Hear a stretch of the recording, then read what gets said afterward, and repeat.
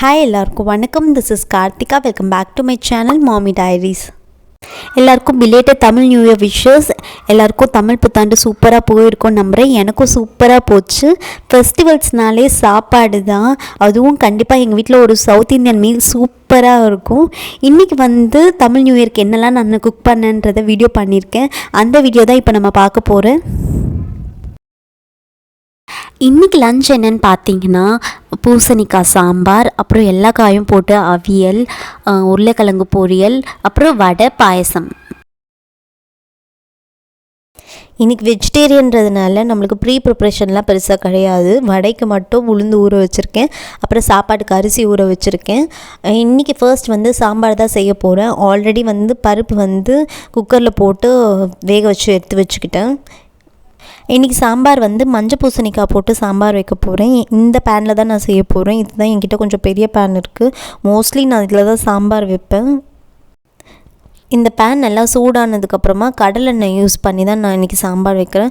எப்போவுமே தாளிக்கிறதுக்கு நீங்கள் கடலெண்ணெய் யூஸ் பண்ணிங்கன்னா டேஸ்ட் சூப்பராக இருக்கும். இப்போ பேன் நல்லா சூடாகிடுச்சு. இது சூடானதுக்கப்புறமா ஒரு 2 டீஸ்பூன் இல்லை டேபிள் ஸ்பூன் ஆயில் ஊற்றிக்கோங்க.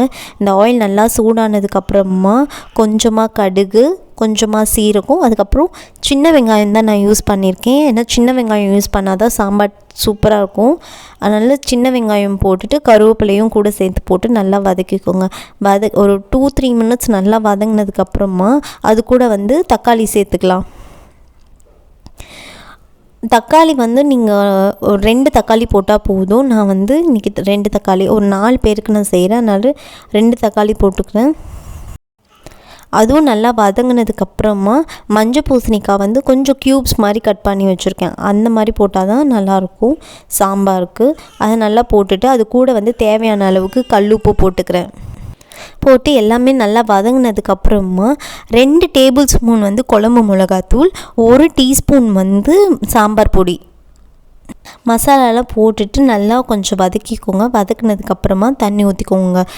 வெஜிடபிள்ஸ் வேகிற அளவுக்கு தண்ணி ஊற்றிட்டு நல்லா ஒரு 10 மினிட்ஸ் நல்லா கொதிக்கட்டும். கொதித்து நல்லா திக்காகிற மாதிரி வரும் கொஞ்சம் குழம்பு. அதுக்கப்புறமா நம்ம பருப்பு சேர்த்துக்கலாம்.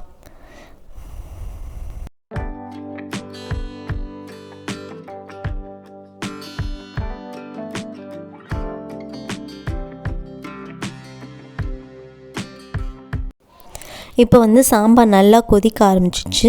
கொதிக்க ஆரம்பித்த உடனே நம்ம பருப்பை ஊற்றிக்கலாம். பருப்பை கடையணும்லாம் அவசியம் கிடையாது. சும்மா கரண்டி வச்சு நல்லா மசிச்சு விட்டுக்கோங்க. ஏன்னா நல்லாவே வெந்துருச்சு.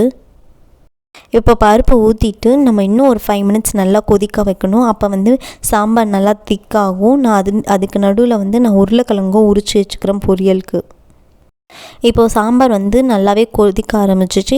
இப்போ கடைசியாக புளி ஊற்றிட்டு ஒரு 3 மினிட்ஸ் மட்டும் நல்லா கொதிக்க வச்சுட்டு அதுக்கப்புறமா ஆஃப் பண்ணிடலாம்.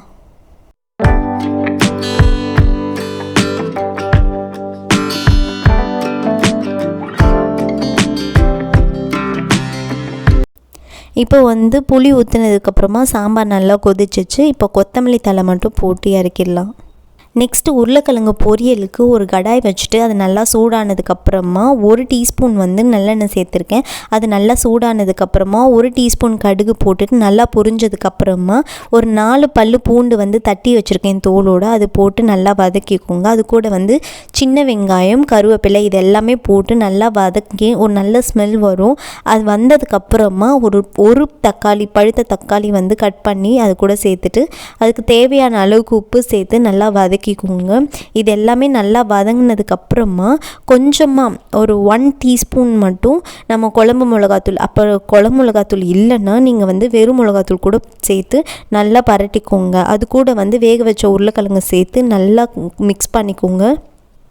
உங்களுக்கு நடுவில் எண்ணெய் தேவைப்பட்டுச்சுன்னா நல்லா ரோஸ்ட் மாதிரி வரணும் அப்படின்னு நினச்சிங்கன்னா நீங்கள் கொஞ்சமாக எண்ணெய் சேர்த்துக்கலாம். இது எல்லாமே நல்லா மிக்ஸ் ஆனதுக்கப்புறமா நல்லா கொத்தமல்லி தழை போட்டு நல்லா இறக்கிடுங்க. நெக்ஸ்ட்டு அவியலுக்கு ஒரு கடாய் வச்சுட்டு அது நல்லா சூடானதுக்கப்புறமா 2 டேபிள் ஸ்பூன் தேங்காய் எண்ணெய் சேர்த்துட்டு அது நல்லா சூடானதுக்கப்புறமா 1 டீஸ்பூன் கடுகு, 1 டீஸ்பூன் ஜீரகம், இது நல்லாவே பொரிஞ்சதுக்கப்புறமா ஒரு கை ஃபுல்லாக கருவேப்பிலை நல்லா போட்டு அது பொரிஞ்சதுக்கப்புறமா நம்மளுக்கு கட் பண்ணி வச்சுருக்க வெஜிடபிள்ஸ், இன்றைக்கி வெஜிடபிள்ஸ் வந்து கத்திரிக்காய், முருங்கைக்காய், கேரட், அதுக்கப்புறம் பூசணிக்காய் எடுத்துருக்கேன். உங்களுக்கு என்ன காய் இருக்கோ நீங்கள் எல்லாமே சேர்த்துக்கலாம். ஆனால் முக்கியமாக நாட்டு காய்கறிகளாக இருக்கணும். இது எல்லாத்தையுமே வந்து ஒரு 2 மினிட்ஸ்க்கு வந்து ஆயிலே சாட்டே பண்ணுங்கள். அதுக்குள்ளே வந்து நம்ம மசாலா அரைச்சிக்கலாம். ஒரு மூடி தேங்காய், 2 டீஸ்பூன் சீரகம், அதுக்கப்புறம் 4 பச்சை மிளகாய், இது எல்லாத்தையுமே போட்டு நல்லா வந்து மிக்சியில் வந்து ஒரு கோஸ் பேஸ்ட்டாக அரைச்சி எடுத்துக்கோங்க. அது நல்லா வதங்கினதுக்கப்புறமா நம்ம தண்ணி ஊற்றி இந்த வெஜிடபிள்ஸை வந்து ஒரு 5 மினிட்ஸ்க்கு வேக வைக்கலாம். அது நல்லா சாஃப்ட் ஆகிறதுக்குள்ளே நம்ம வந்து பாயசத்துக்கு ரெடி பண்ணிடலாம். அதுக்கு என்ன பண்ணணும்னா, ஒரு குக்கரில் வந்து 1 கப் சிறுபருப்பு போட்டு நல்லா வறுத்துக்கோங்க. சிறுபருப்பு வறுக்கும் போது மீடியம் சிம்மில் வச்சு வறுத்துக்கோங்க, இல்லைன்னா கருகிடும். இது வந்து ஒரு 5 மினிட்ஸ்க்கு வறுத்திங்கனாலே அதோட மாய்ஸ்சர் எல்லாம் போய் நல்ல வாசனை வர ஆரம்பிக்கும். அது வந்ததுக்கப்புறமா நம்ம வந்து 2 கப் வந்து வாட்டர் ஊற்றிக்கலாம். அது ஊற்றிட்டு மூடி போட்டு ஒரு 5 விசில்ஸ்க்கு வச்சுக்கோங்க. 5 விசில்ஸ் வந்ததுக்கப்புறமா நம்ம வந்து வெல்லம் சேர்த்துக்கலாம்.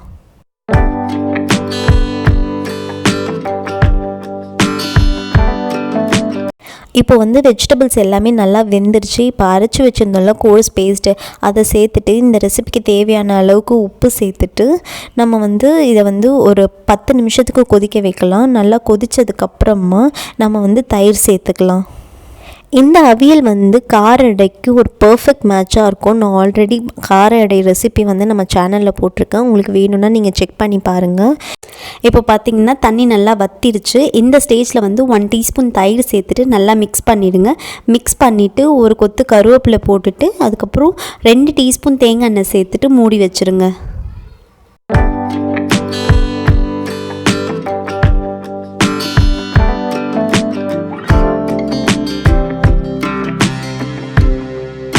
இப்போ பாயசத்துக்கு வந்து பருப்பு நல்லா வெந்துருச்சு. இந்த ஸ்டேஜில் வந்து நம்மளுக்கு தேவையான அளவுக்கு வெல்லம் சேர்த்துக்கலாம்.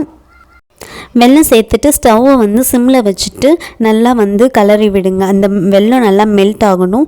நீங்கள் மிக்ஸ் பண்ணிகிட்டே இருங்க, இல்லைனா கீழே அடி பிடிச்ச மாதிரி ஆகிடும். இப்போ பாயசம் வந்து சைடில் ரெடி ஆகிட்டு இருக்குது. நான் இப்போ வந்து வடையை பொரித்து எடுத்துக்க போகிறேன். இது உளுந்த வடை தான். எல்லாருக்குமே இதோட ரெசிபி தெரியும், அதனால் நான் இதை வந்து ஷேர் பண்ணலை. ஜஸ்ட் நான் வந்து பொரிக்கிறத மட்டும் தான் காமிச்சிருக்கேன்.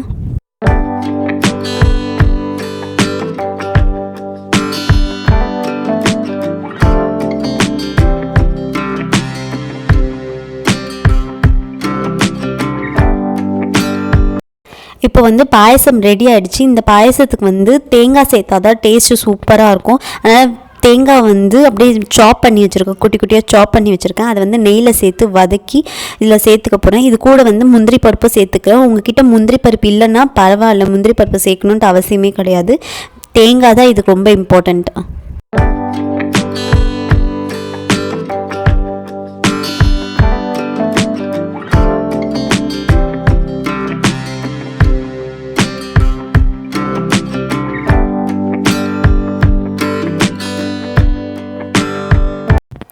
அவ்வளோதான், பாயசமும் ரெடி.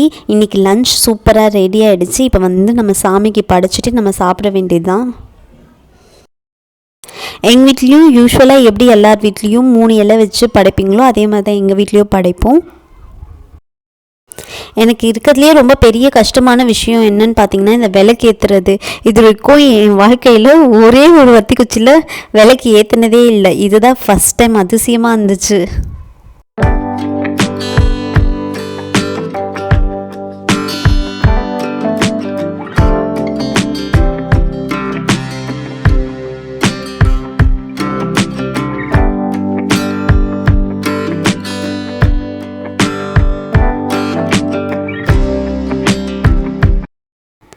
எல்லாருக்கும் தமிழ் நியூ இயர் சூப்பராக போயிருக்கோன்னு நம்புகிறேன். அவ்வளோதான் இந்த வீடியோ. இந்த வீடியோ உங்களுக்கு பிடிச்சிருக்கோன்னு நம்புகிறேன். இந்த வீடியோ உங்களுக்கு பிடிச்சிருந்தா நீங்கள் லைக் பண்ணுங்கள், ஷேர் பண்ணுங்கள், சப்ஸ்கிரைப் பண்ணுங்கள், மறக்காமல் கமெண்ட் பண்ணுங்கள்.